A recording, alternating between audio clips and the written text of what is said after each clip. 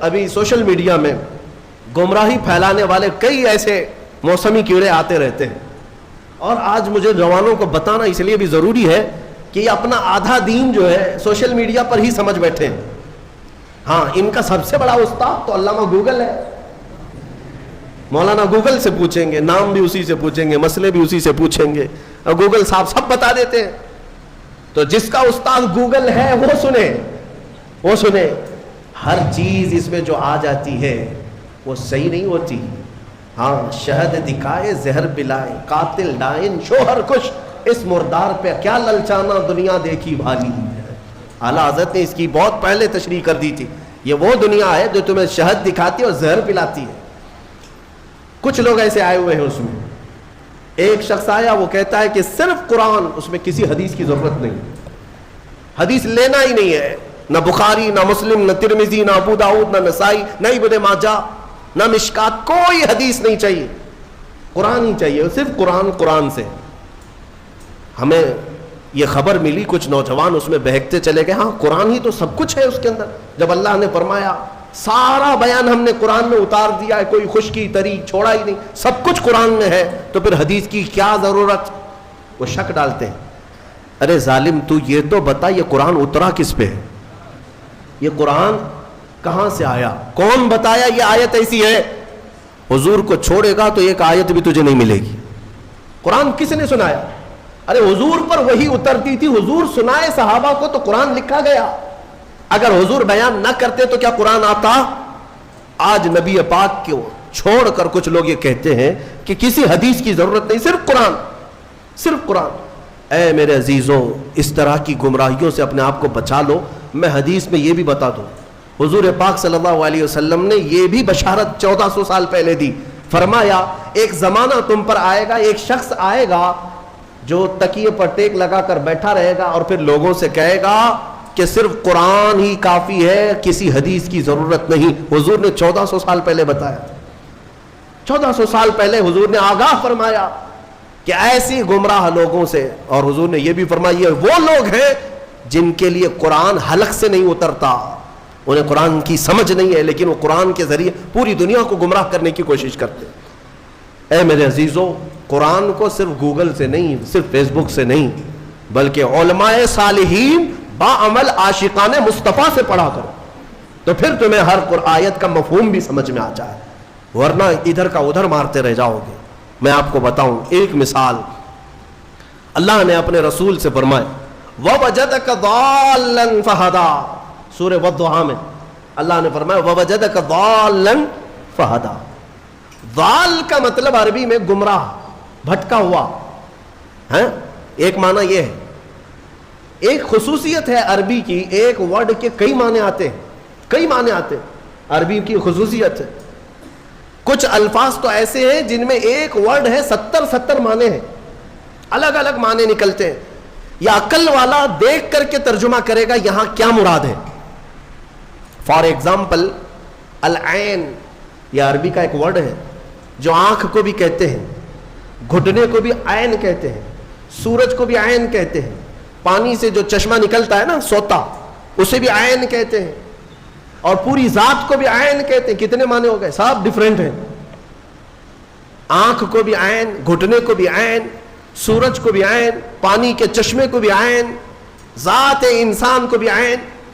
تو اب اگر کہیں یہ کہہ دے کسی نے یہ کہہ دیا کہ میری عین سے پانی آ رہا تھا، تو ترجمہ کرنے والا ہے کہ ہاں مولانا کے گھٹنے سے پانی آ رہا تھا، ہاں، یا ترجمہ یہ کرو شاید مولانا کے سورج سے پانی آ رہا تھا۔ ارے میاں یہاں سورج کہاں سے آ گیا؟ ہاں، عقل والا اتنا تو ترجمہ کرے گا، اگر یہ کہہ رہے میری عین سے پانی آ رہا تھا تو شاید ان کی آنکھ سے پانی آ رہا ہے۔ سمجھ میں آیا؟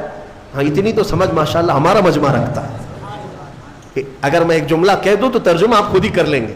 مثال کے طور پر اگر میں یہ کہہ دوں عربی میں کہ آج عین 6:30 بجے نکل گیا، تو آپ ترجمہ کیا کریں گے؟ مولانا کا گھٹنا 6:30 بجے نکل گیا، یہ کریں گے؟ آپ کیا کریں گے؟ سچ بتاؤ۔ سورج، الحمدللہ، یہ عقل ہے، یہ اتنی سمجھ ہے کہ سورج آج 6:30 بجے نکل گیا، یہ مطلب ہے۔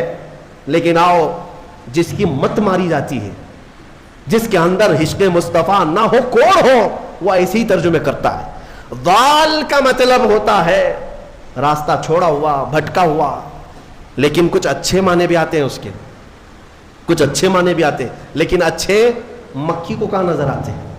وہ جسم میں جہاں زخم ہوگا وہیں بیٹھے گی نا، زخم جہاں دیکھتی وہاں بیٹھے گی، کیونکہ مکھی کو پیپ پینے کا شوق ہے، خون پینے کا شوق، اچھی جگہ نہیں بیٹھتی۔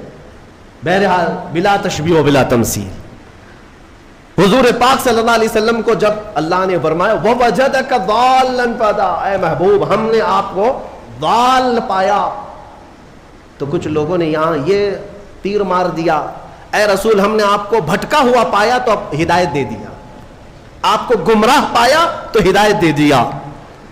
ظالموں، اگر رسول ہی گمراہ ہے تو پھر امت کو کیا ہدایت دے؟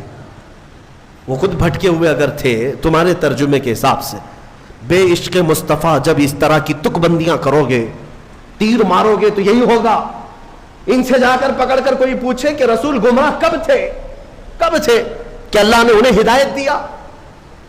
اگر وہ بھٹکے ہوئے تھے، گمراہ تھے اور اللہ نے ان کو ہدایت دیا تو ہمارا عقیدہ ہی ختم ہو گیا کہ رسول معصوم ہوتے ہیں، عقیدہ ہی ختم ہو جائے۔ اسی لیے پھر ایسے جملوں کو سمجھنے کے لیے عشق کے امام کے دربار میں جانا ہو، جو حضور کی محبت بھی رکھتا ہو، اور وہ بریلی کے امام کی بارگاہ میں جب ہم پہنچتے ہیں، پوچھتے ہیں وَوَجَدَكَ ضَالًّا فَهَدَىٰ کا کیا مطلب نکلتا ہے، تو وہ عشق میں ڈوبی ہوئی زبان سے کہتا ہے اے محبوب ہم نے آپ کو اپنی محبت میں خود رفتہ پایا تو اپنی طرف راستہ دے دیا۔ کیا ترجمہ ہے؟ خود رفتہ کا مطلب کیا ہوا؟ محبوب کو ڈھونڈنے کے لیے کبھی کوئی ادھر جا رہا ہے، کبھی ادھر جا رہا ہے، اس کو بھٹکا ہوا نہیں کہتے، اپنے محبوب کو تلاش میں سرگرداں ہے۔ ترجمہ کا حق بھی ادا کیا اور بارگاہ رسول کا ادب بھی محفوظ ہے۔ اسی لیے میں کہتا ہوں کہ پہلے نور کی ضرورت ہے، پھر روشن کتاب۔ اگر نور نہ ہو تو روشن کتاب نہیں نظر آئے گی۔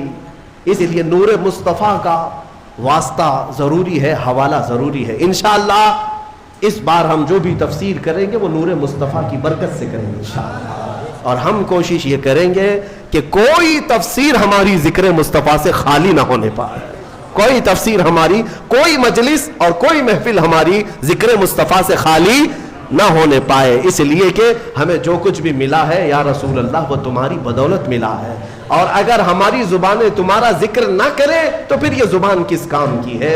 دہن میں زبان تمہارے لیے، بدن میں ہے جان تمہارے لیے، یا رسول اللہ ہم آئے یہاں تمہارے لیے، اٹھے بھی وہاں تمہارے لیے۔ جب ہم انہی کے لیے آئے ہیں تو پھر کیوں نہ ان کا ذکر کریں؟